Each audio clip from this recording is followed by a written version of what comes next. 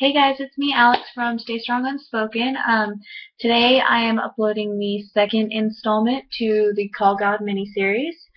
Um, if you weren't here with me last week, this is a list that I got from my friend Kelsey right before I moved to college, and it's got a bunch of, however you're feeling, and then there's a verse by it that might help you either to get through that or to just praise and feel better, even better.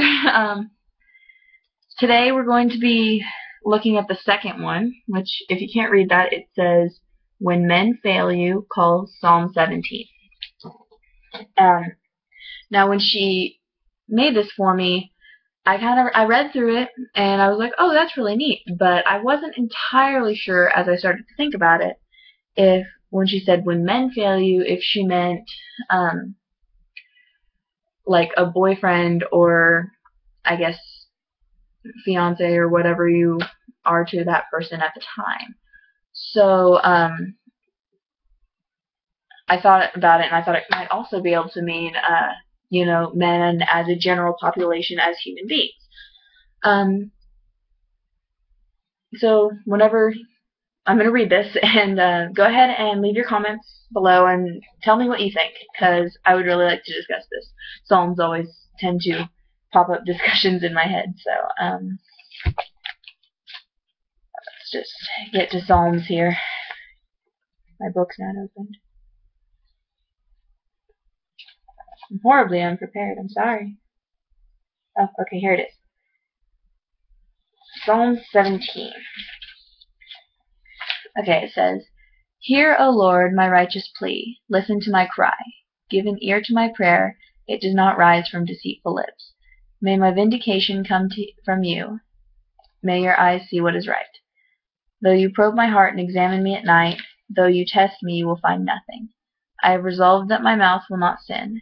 As for the deeds of men, by the words of your lips I have kept myself from the ways of the violent. My steps have held me to your paths. My feet have not slipped. I call on you, O God, for you will answer me. Give ear to me and hear my prayer. Show the wonder of your great love, you who save by your right hand. Those who take refuge in you from their foes. Keep me as the apple of your eye. Hide me in the shadow of your wings. From the wicked who assail me, from my mortal enemies who surround me. They close up their callous hearts, and their mouths speak with arrogance. They have tracked me down. They now surround me with eyes alert to throw me to the ground. They are like a lion hungry for prey, a great lion crouching in cover. Rise up, O Lord, confront them, bring them down, rescue me from the wicked by your sword. O Lord, by your hand save me from such men, from men of this world whose reward in this life you still the hunger of those you cherish. Their sons have plenty, and they store up wealth for their children. And I, in righteousness, I will see your face. When I awake, I will be satisfied with seeing your likeness. Okay, so after reading this today and examining it a little further than I had in the past, I personally think that whenever she says "when men fail you," I think that she means men as in a humankind race. Because the way it reads, it seems like, a lot of times people will do bad things. They will stray from God. They'll do, just as it says in the text, wickedness, like stealing, lying, things among those general areas.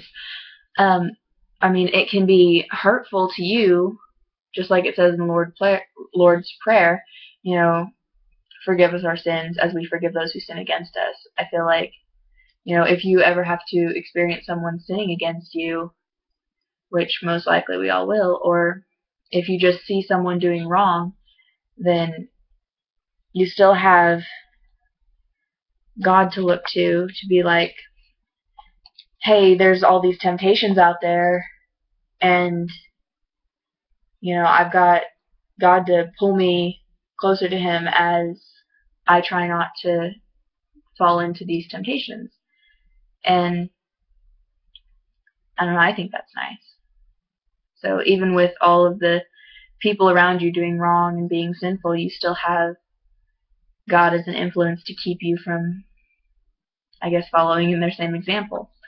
Like I said, I really like to discuss Psalms because they are great at provoking good conversation. So go ahead and leave comments with your opinions about this Psalm and, you know, what you think that might differ or if you agree. Discussion is always a good thing, so feel free. If you don't want to discuss it in the comments, I'm also going to be linking our Facebook and our Twitter and our email. We respond to everything, so feel free to send us messages through those. I will see you guys next week for Call God number 3, and stay strong. Have a nice evening.